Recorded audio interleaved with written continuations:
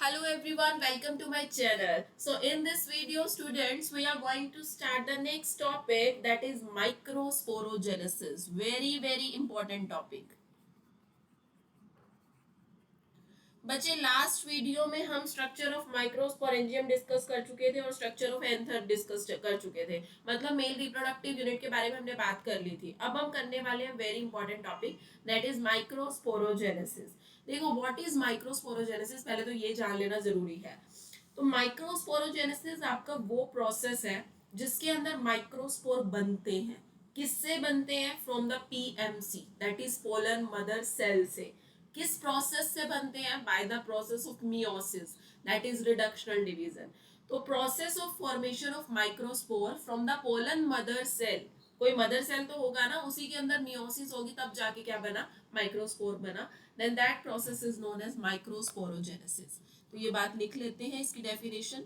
The process of formation, the process of formation of microspore from pollen mother cell, pollen mother cell, but होगा क्या यहाँ पे? By meiosis. This process is known as microsporogenesis. यहाँ पे अब मैं आपको एक टीएस दिखाने वाली हूँ, मेच्योर एंथर का, डाइस्ड एंथर का विद पोलन ग्रेन. तो वो ये स्ट्रक्चर भी आपको आना चाहिए, एनसीईआरटी है, लेबलिंग वगैरह सब आना चाहिए.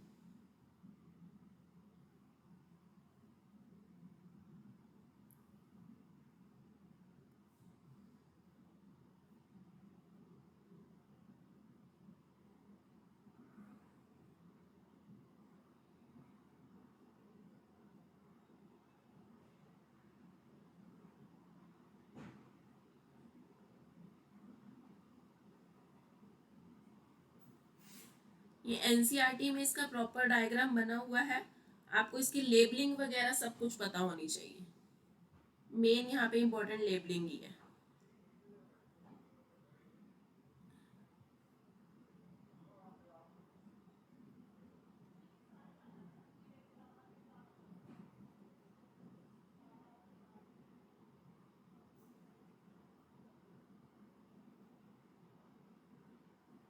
देखो यहाँ पे क्या है, ये सबसे आउटर मोस्ट लेयर प्रेजेंट होती है. This is the outer most layer. This outer most layer is known as epidermis hair,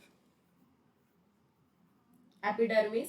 and next to the epidermis यहाँ पे नेक्स्ट लेयर प्रेजेंट होती है. मैं यहाँ पे ये छोटा छोटा बना रही हूँ, ये पूरे डायग्राम में ही ऐसा होता है.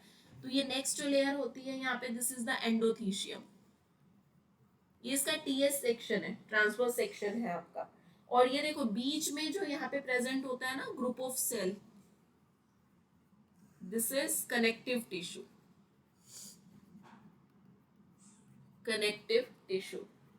एंड यस, यहाँ पे जो सारे ये प्रेजेंट है, दीज स्ट्रक्चर्स, इनके बीच में न्यूक्लियस है, ये जो सेल प्रेजेंट है, these are pollen grains,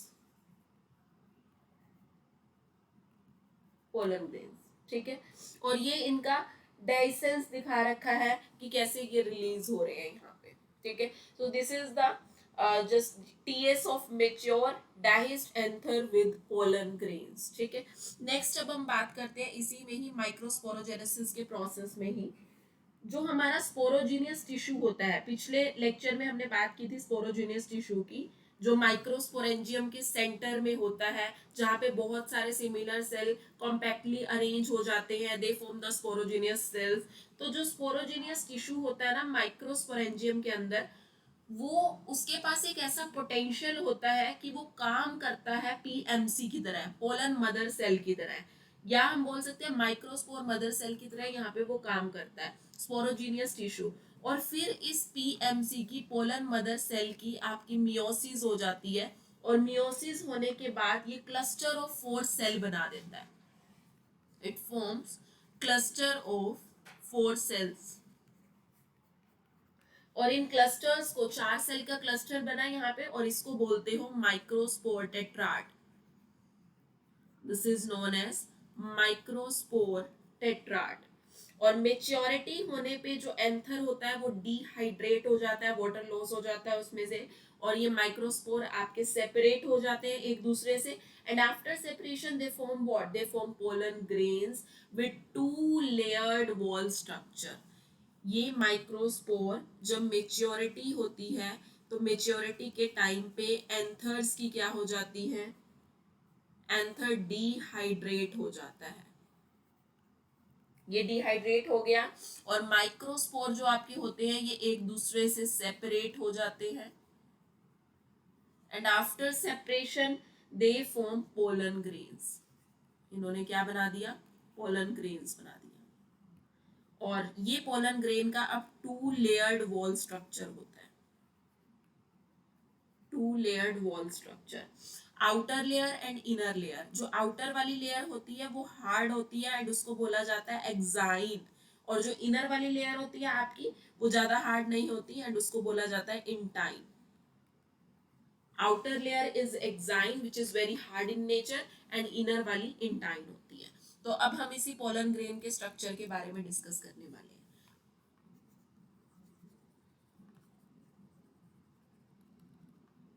pollen grain, देखो पोलन ग्रेन जनरली अगर आप इसका लाइक स्ट्रक्चर देखते हो तो they are spherical in structure, spherical shape का होता है, और यहाँ पे टू वॉल लेयर्स होती है, वही अभी मैंने जो बताया, outer layer exine and inner one is the intine. और जो एक्साइन होती है this is the hard layer, hard layer है, और किसकी बनी होती है, exine is hard layer, and ये बनी होती है एक ऐसे सब्सटेंस की जिसको बोलते हैं स्पोरोपोलेनिन, वेरी इंपॉर्टेंट, यहाँ से क्वेश्चन आता है।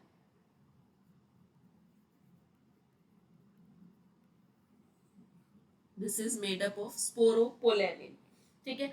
स्पोरोपोलेनिन आपका एक ऐसा सब्सटेंस है, this is one of the substance which is resistance to organic material in nature, resistance organic material है जो आपके नेचर में प्रेजेंट है, और ये विदस्टैंड कर सकता है with high temperature condition, strong acid condition में भी, अल्कलीज में भी, ज्यादा से ज्यादा अल्कली कंडीशन भी हो, ज्यादा स्ट्रॉन्ग एसिड कंडीशन भी हो, ज्यादा हाई टेम्परेचर कंडीशन में हो, सब पे ये लाइक इजीली सरवाइव कर जाता है, और कोई ऐसा एंजाइम इवन नहीं बना या नहीं है जो इस स्पोरोपोलेनिन को डिग्रेड कर सके, लाइक डिस्ट्रॉय कर सके, इसलिए पोलन्स आपके प्रिजर्व्ड होते हैं, they are preserved as fossils, आप इसको फोसिल्स के तौर पे भी प्रिजर्व करके रख सकते हैं, ठीक है।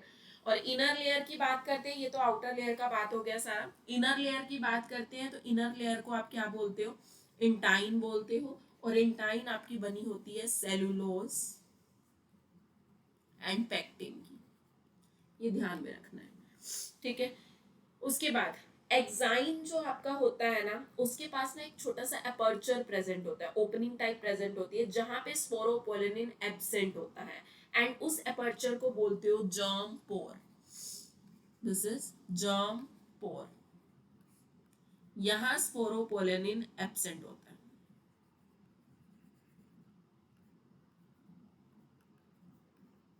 एब्सेंट, ठीक है। एक्साइन के पास है ये अपर्चर, और यहाँ पे स्पोरोपोलेनिन प्रेजेंट नहीं होता है, एंड इस अपर्चर को आप जर्म पोर बोलते हो।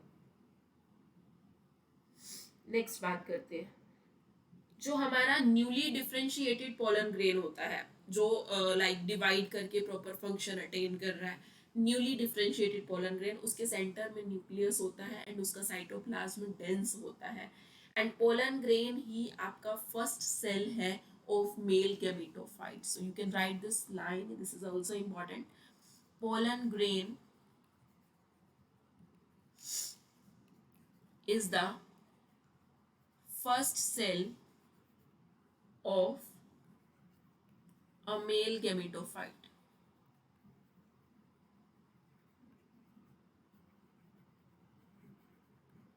This is the first cell of male gametophyte.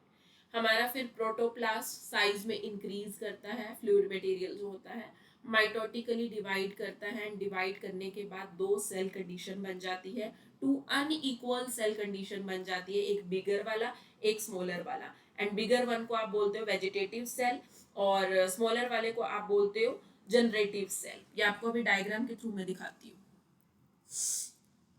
ये देखो कैसा होता है, दिस इज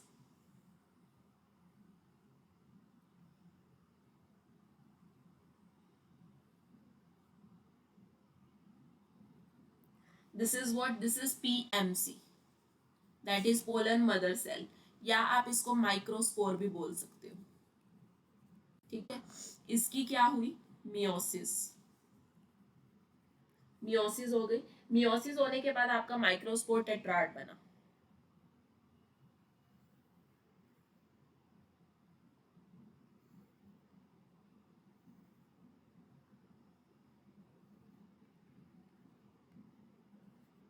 ये माइक्रोस्पोर आपका टेट्राड बन गया। जो हमने बातें अभी पढ़ी है ना, उसी को स्टेप बाय स्टेप मैं डायग्राम फॉर्म में बता रही हूँ।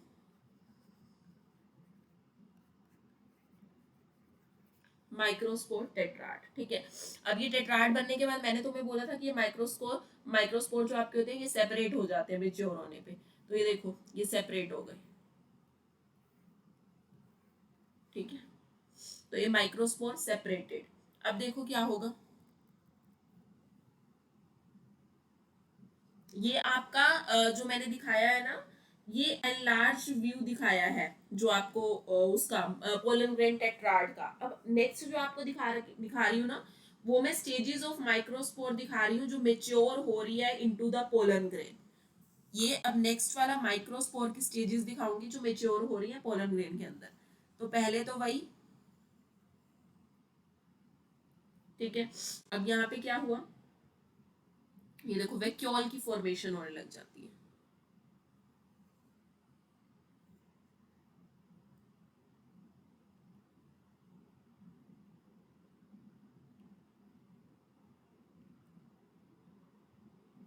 ये देखो ये वैक्यूल दोनों क्या बन गए, वैक्यूल फॉर्मेशन हो गई। और ये क्या है अपना न्यूक्लियस।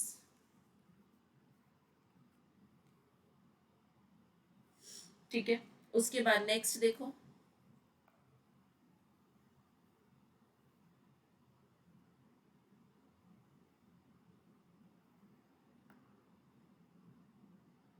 ये देखो ये वैक्यूल आपका ज्वाइन हो गया बड़ा। और यहाँ पे देखो एक स्पिंडल फॉर्मेशन हो जाती है इस तरीके से। Spindle, but this spindle is asymmetric spindle.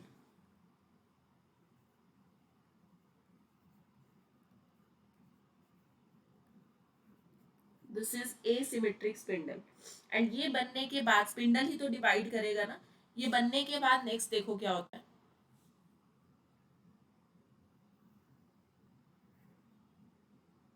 Cell का साइज वगैरह तो सब कुछ ग्रो हुआ ही है। थोड़ा सा ना यहाँ पे डायग्राम वो हो रहा है क्योंकि ये मार्कर थोड़ा मुझे इसकी इतनी ज़्यादा मुझे प्रैक्टिस नहीं है ना पेन टैप की, तभी थोड़ा सा तो डायग्राम थोड़ा मैनेज कर लेना। दिस इज दो सेल कंडीशन बन गई, दिस इज जनरेटिव सेल, ये जनरेटिव है। और ये बड़े वाला कौन सा है आपका वेजिटेटिव सेल, वही जो थ्योरी में हमने सारी बात की है उसको डायग्राम फॉर्म में कर लिया। This is vegetative cell. And ये आप अच्छा ये देखो ये पोलन की एक्साइन लेयर है बाहर वाली, दिस इज एक्साइन। और अंदर वाली लेयर है ये वाली, दिस इज इंटाइन। ठीक है, और ये आपका मेच्योर पोलन ग्रेन है जिसको हम बोल सकते हैं this is two celled condition. This is what, two celled condition. इस टू सेल कंडीशन के बाद नेक्स्ट अब इसी की ही क्या होएगी, माइटोसिस। और माइटोसिस होने पे ये three cell condition, three cell pollen बन जाएगा। But this is in some of the plant species, हर केस के अंदर ऐसा नहीं होता। ठीक है, जब आपका ये थ्री सेल्ड पोलन बन जाता है ना, तो उस केस में क्या होता है, वेजिटेटिव सेल तो वैसा का वैसा ही रहता है। Upper one is the vegetative cell जो बिगर वन होता है, और यहाँ पे ना टू मेल गैमीट्स बन जाते हैं, टू मेल गैमीट्स। ठीक है, तो ये आपकी स्टेजेस है माइक्रोस्पोर की जो मेच्योरिंग हो रहा है into the pollen grain. I hope this is clear to you. So in this video we have discussed about the complete structure of pollen grains and microsporogenesis process. Microsporogenesis process को हमने complete discuss कर लिया है, जिसमें हमने pollen grain के बारे में भी बात कर ली है, और next video में अब हम बात करेंगे importance of pollen grain और female reproductive unit के बारे में बात करेंगे. Male reproductive unit आपका यहाँ तक complete हो गया है. I hope this is clear to you. Thank you students for watching this video, and yes, hit the like button and do your precious comment अगर आप कुछ कंटेंट में और चाहते हो या और कोई important topic चाहते हो जो मैं वीडियो डालूं जो आपको समझना हो. And yes, don't forget to press the subscribe button. Subscribe कर दो चैनल को ताकि आपको आने वाली सारी वीडियोस के नोटिफिकेशन मिलते रहे और आपके लिए वो बेनिफिशियल रहे. Thank you so much.